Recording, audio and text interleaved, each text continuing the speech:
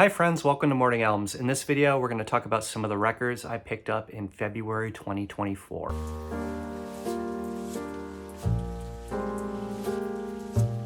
Hey friends, Kyle here. So this is my first video in a while. My last video was January of 2023. So there's reasons for my absence. I'll get into that at the end of the video, but I'd like to start off by getting into some of the records I picked up in February of 2024 because there was a lot of great ones.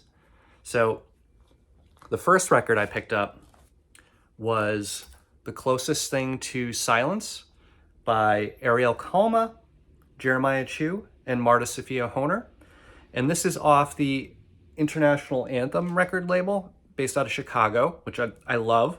They put out a lot of jazz, experimental, ambient type music, and this fits in with the rest of the catalog very well.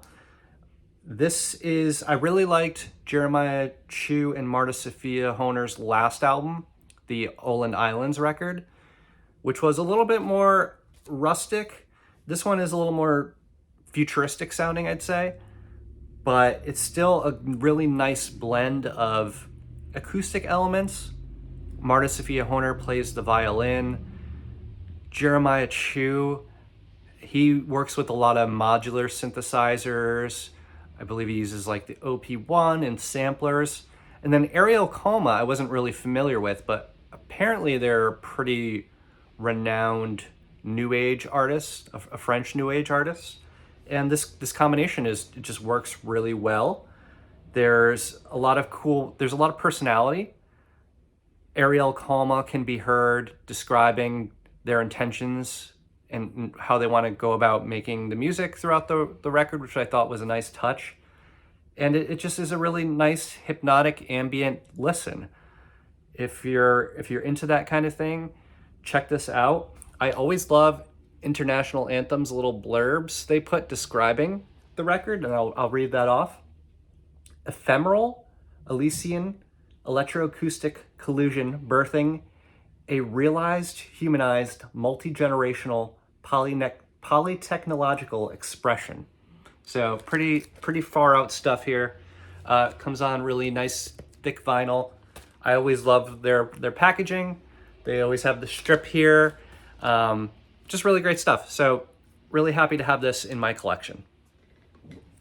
Next up, another new one. This is the new Burial single, and it's Dreamfear. And what was I'm blanking on the B-side name. Dreamfear. One second.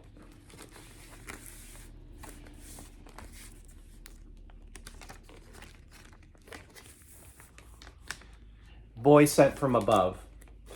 And this is kind of a return to form. Burial's been experimenting with ambient type music for a little while. Burial is, of course, a legendary electronic artist. I love this. There's, people have been kind of complaining that there hasn't been any beats or drum programming in Burial's work, or at least minimal. And this is kind of a return to form. Really cool vocal samples throughout this thing, and really awesome, just like, almost like if it wasn't handled carefully, it could be cheesy, but some of the synth lead lines are just really interesting and cool, and they get you really pumped up. So check this out if you're familiar with Burial, if you like a lot of the earlier EPs and Untrue, of course, and the first album, this will be up your alley. So check out Burial, the new single. Very good. And then I got a lot of CDs. I've been on sort of a CD kick. First off, I want to talk about new stuff before I get into some of the older stuff that I picked up. But this is the new Chelsea Wolfe album. And I believe it's a complicated title. She reaches out to she. And I've been a fan of Chelsea Wolfe for over, I think, a decade, maybe over a decade. But I've been following her since the Unknown Rooms, her acoustic album.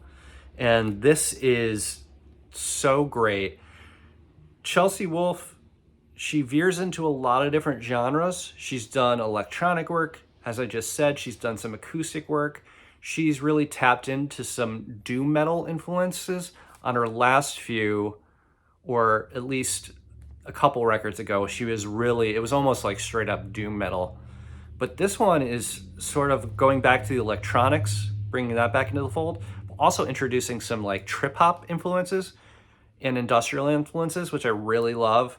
You know, if you're into like Nine Inch Nails or something like that, I would definitely check this out. But, you know, it's goth, it's industrial, there's experimental stuff, there's really cool found samples. The lyrics are really great. Chelsea's voice, some of her vocal runs and flourishes are really interesting. I would check this out. It's just a really great record. Perfect winter record. I know we're coming out of winter right now, but it's still cold enough, at least in my area, to get some of those winter vibes. So check out Chelsea Wolfe. She reaches out to she. And so recently I went to a record store with my friend Andrew. It's not my typical record store. My all-time favorite record store is Red Skull Records in Wallingford, Connecticut. This is Exile on Main Street in Branford, Connecticut, which has a pretty nice selection, but they have a lot of used CDs and a lot of new CDs too. So I just went on a CD spree and I got this big old stack. So let me go through some of these. Actually, before I do that, I did pick this up at Red Skull Records. This was on the counter for $3 when I was picking up the Marta, Sofia, Honer, and Jeremiah Chiu record. And I just saw it for $3. I couldn't turn it down. And it's the Fiona Apple album from 1999, When the Pawn. I can't read the whole title, obviously. But this is from 99. Haven't listened to it in a long time. My favorite Fiona album is the Idler Wheel. And this is just phenomenal. The production, her lyrics, it's so lush. Sometimes her voice, when she taps into that anger and gets a little bit of like rasp in her voice, her songwriting skills, the lyrics are just brilliant. It's just an exceptional record. I would really recommend this. And for $3, I couldn't believe it. And it's got me revisiting old Fiona. And I'm never going to be upset about that. So shout out to Red Skull for this one. But here's some of the ones I got from Exile on Main Street. This is the HAIM record, Women in Music, Part 3. This came out, oh gosh, when did this come out? 2020.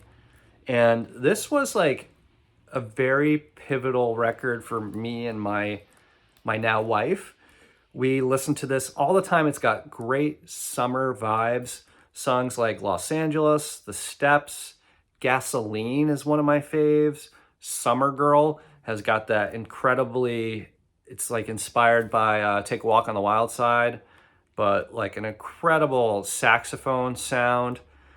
Don't Wanna, just so many great pop songs. Some songs tap into like a little bit of like a Fleetwood Mac kind of folky sound. And then there's one song here, it's kind of a peacock on the album, I Know Alone, which is a little bit more electronic, but also wonderful. And I just think they know how to write such great hooks and such great vocal harmonies. This is just a wonderful piece of work. So check this out if you're looking for something more poppy, more dancey, something you could sing along to. HAIM, Women in Music Part 3. I picked up this, not too familiar with it, but you know, I know he's a legend. So this is Duke Ellington live at Newport. You know, I got this for like $9. It's a 2 CD set. Really looking forward to it. I know Duke Ellington is very influential. I have some of his stuff on vinyl, but it's not, you know, I'm not an expert in Duke. So good stuff. I'm looking forward to checking this out, and I will report back if I really love it. This next CD, so recently, I would say over the summer, a former boss who has really great taste in music gifted me a ton of records, like basically her whole record collection, because she's moving down south. And she had so much great stuff in really good condition from the 80s, and I've been sorting through it. One of the albums on vinyl was this album, Midnight Oil, Diesel and Dust. I had never heard it. I started listening to it and really liked it. So when I was in the record store in Brantford, I saw this on CD and thought I would pick it up. But very cool new wave music, seemingly politically charged lyrics. This came out in, it looks like 1988, maybe 1986. I can't tell here. But yeah, I didn't know I was familiar with the song Beds Are Burning. If it's one of those songs you've heard throughout your life, you can't really place why. Maybe it was on the radio, I'm not sure, but I certainly don't hear it played on the radio these days. But yeah, check this out. It's just really cool. Great vocals. Kind of reminds me of like the B-52s. But yeah, great stuff. If you're looking for some like energetic, new wave, punk inspired stuff with a pop flair, this is it. And then I haven't even opened some of these yet, but this is the most recent album from The Strokes, The New Abnormal. And the first two Strokes albums are undeniably two of my favorites. They admittedly kind of lost me a little bit, and this seems like sort of a return to form. There's some really great songs on here. At the Door was a single that got me so intrigued to hear this because it was very like synth heavy. Didn't really sound like typical Strokes, but really great vocal performance by Julian. And then the rest of the album does, there's some new influences, but it really does have that old Strokes feel. So check this out, The New Abnormal. Very good album. I got two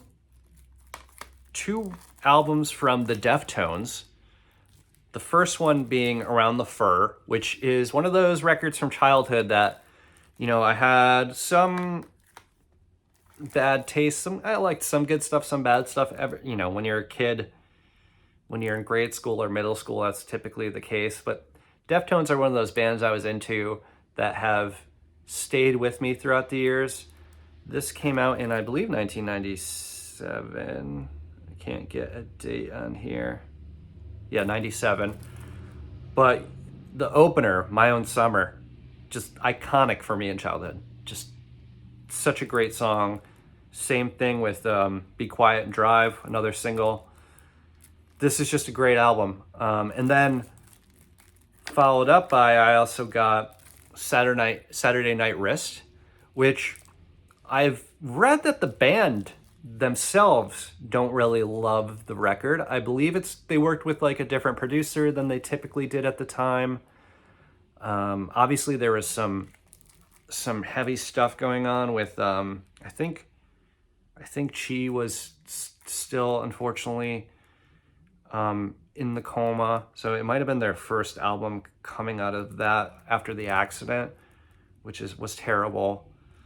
But it's just kind of it has a different sound than some of their other albums, and I really love it. Like there's songs like the opener, Hole in the Earth, is great. Rapture's great. Beware, Cherry Waves. Kim Dracula has one of my favorite Deftones riffs. But yeah, great stuff. Hard-hitting riffs. Some of those slow songs just are atmospheric and kind of transport you to that other world in the way that Chino can with his wonderful vocal delivery. So check this out. Deftones Saturday Night Wrist. Honestly, one of my favorite Deftones records, despite them not being too into it themselves. And then we have Nina Simone, Little Girl Blue. Pick this up. I'm not really familiar with this one, to be honest. This is 1959. I have it written down here. I'm more familiar with Pastel Blues which came out, I believe, in the mid-60s. But this is her first album. Wanted to check this out. Phenomenal jazz, vocal jazz, singer-songwriter. Wonderful piano player. I feel like she's underrated on the piano, but also just has that like distinct vocal sound. Her vocals are wonderful. Writes very important, socially conscious lyrics and music. But yeah, really excited to check this out. This is Nina Simone, Little Girl Blue. Then we have Sly and the Family Stone, Stand. This is, I believe, their fourth album, and phenomenal band. Psychedelic, soul, funk, R&B, just great. Very socially conscious, like Nina Simone, and politically charged, but also very uplifting and can sound really happy at times.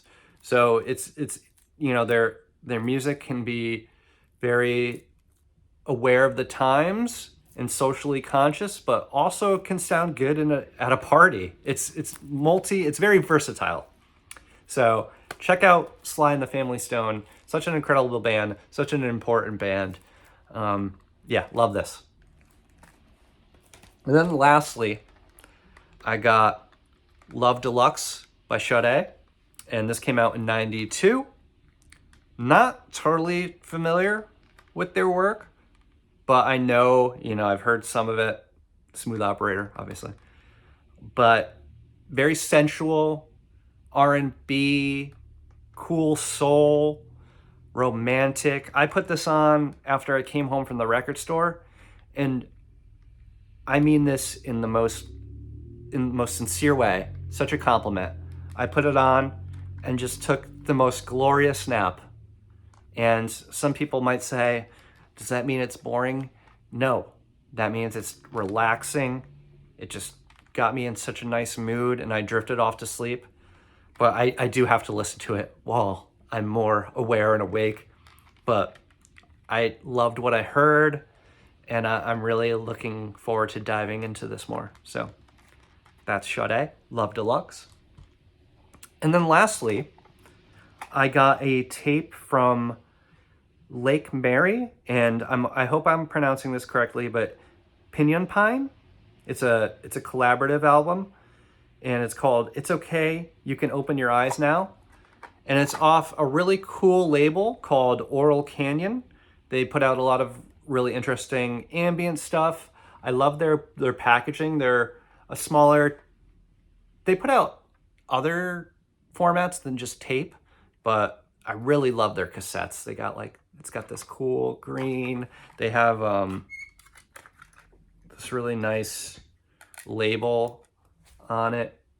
And this album is, Lake Mary is it's a project from Chaz Primek.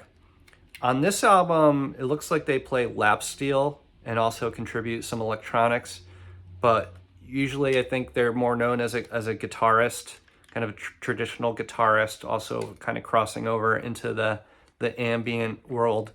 I'm a fan of Chaz, and I've talked about on this channel before the band Fubatsushi, which also has Matthew Sage and Patrick Shirishi in the band, and Chris Jussel, I think, is the last member.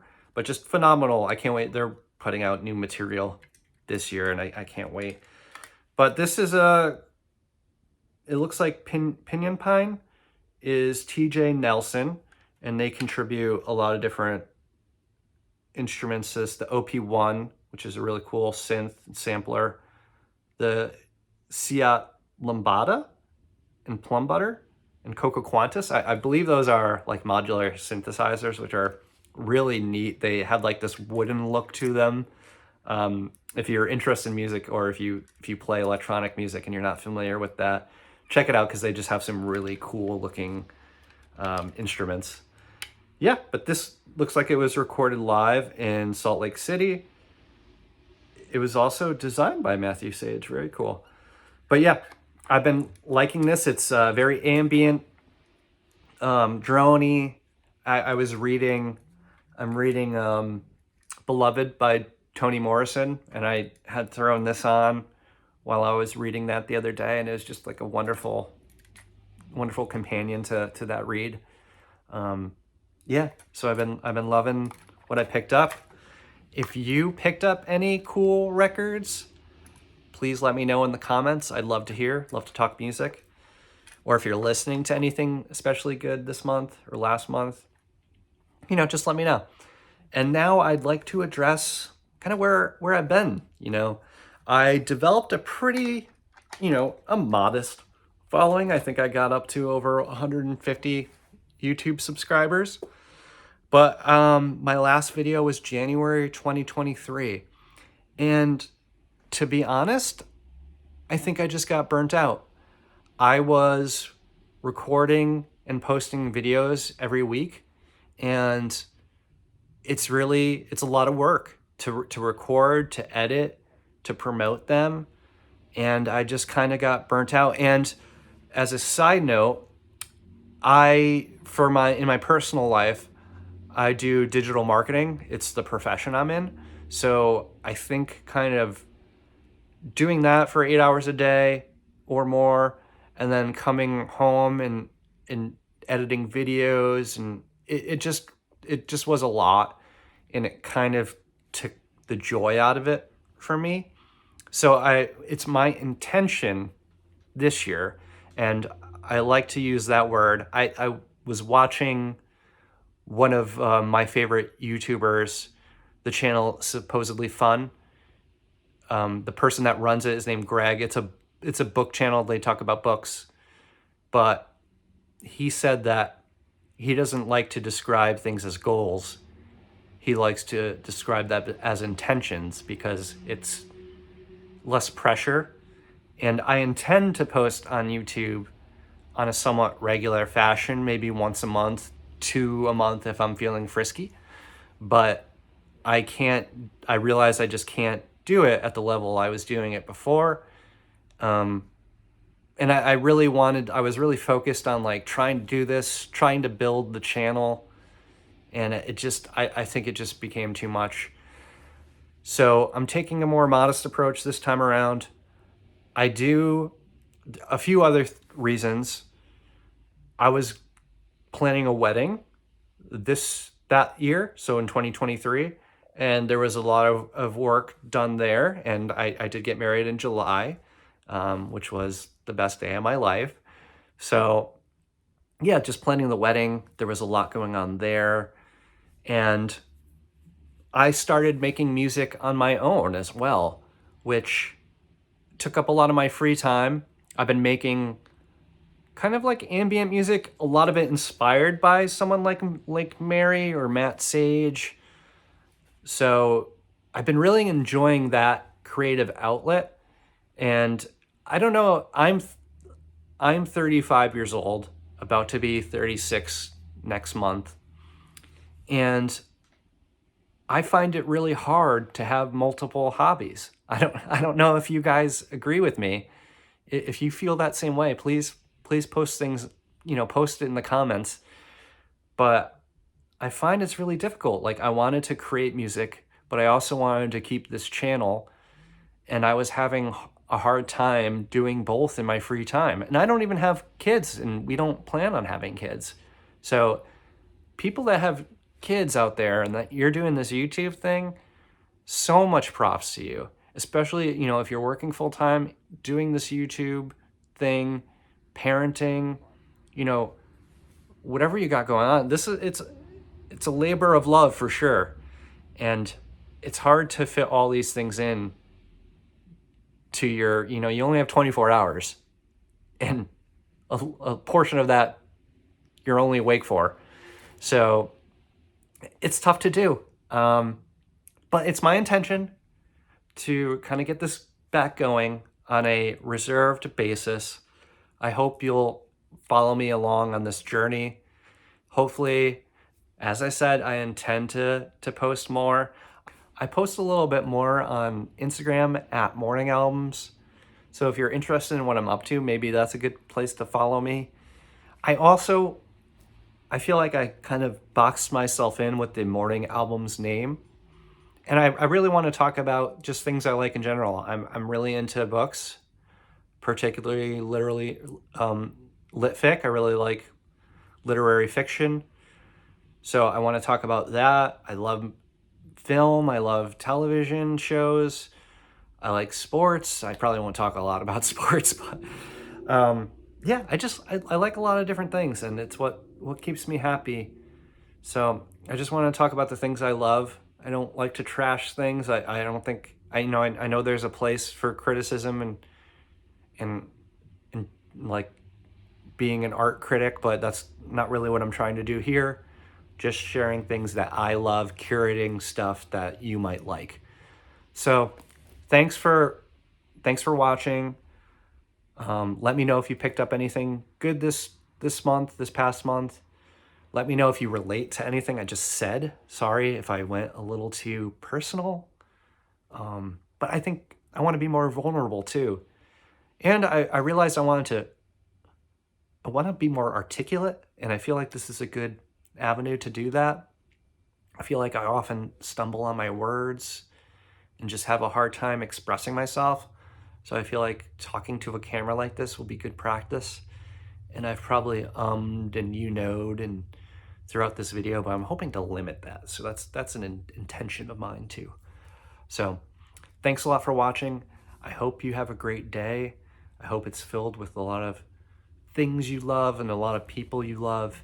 And please spread that kindness and give people your patience, and just try to be as great a person as you can, because it's really important. It can make someone else's day. So please do all that.